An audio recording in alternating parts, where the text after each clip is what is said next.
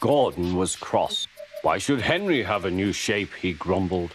A shape good enough for me is good enough for him. He goes gallivanting off to crew, leaving us to do his work, and comes back saying how happy he feels. It's disgraceful. And there's another thing. Henry whistles too much. No respectable engine ever whistles loudly at stations. It isn't wrong, but we just don't do it. Poor Henry didn't feel happy anymore. Never mind, whispered Percy. I'm glad you're home again. I like your whistling. Goodbye, Henry, called Gordon. We're glad to have you with us again, but remember what I said. Later, Henry stopped at Edward's station. Hello, Henry, said Edward. You look splendid. I was pleased to hear your happy whistle yesterday. Thank you, Edward, smiled Henry. Shh, shh. Can you hear something? It sounds like Gordon, said Edward, and it ought to be Gordon. But Gordon never whistles like that. It was Gordon. He came rushing down the hill at a tremendous rate. He didn't look at Henry, and he didn't look at Edward. He screamed straight through the station and disappeared. Well, said Edward. It isn't wrong, chuckled Henry, but we just don't do it. And he told Edward what Gordon had said.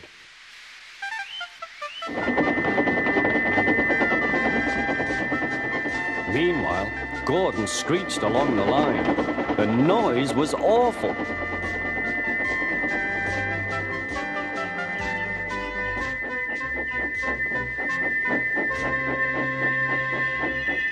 At the station, everyone held their ears. The Fat Controller held his ears too. Take him away, he bellowed, and stop that noise!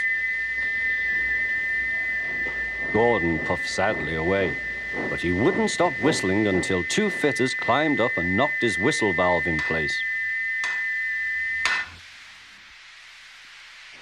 That night, Gordon slunk into the shed. He was glad it was empty.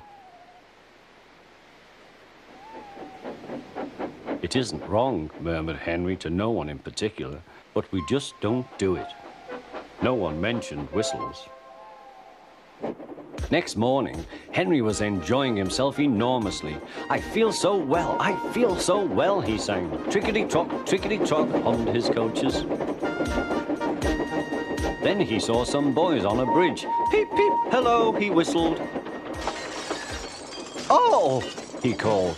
The boys didn't wave and take his number. They thought it fun to drop stones on him instead. They've broken our glass! They've broken our glass! Sobbed the coaches. The passengers weren't hurt, but they were cross. Call the police!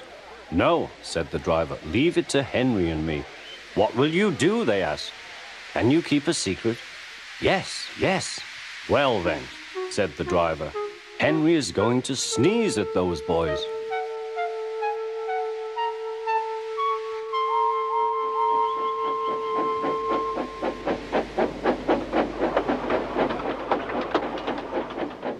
Lots of people were waiting at the station just before the bridge. They wanted to see what would happen. Henry has plenty of ashes, said the driver. Please keep all windows shut till we have passed the bridge. Henry is as excited as we are, aren't you, old fellow? Henry was feeling stuffed up.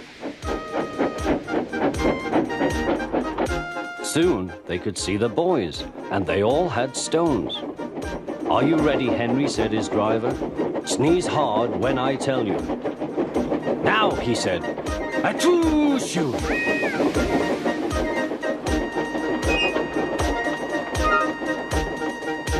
Well done, Henry, laughed his driver.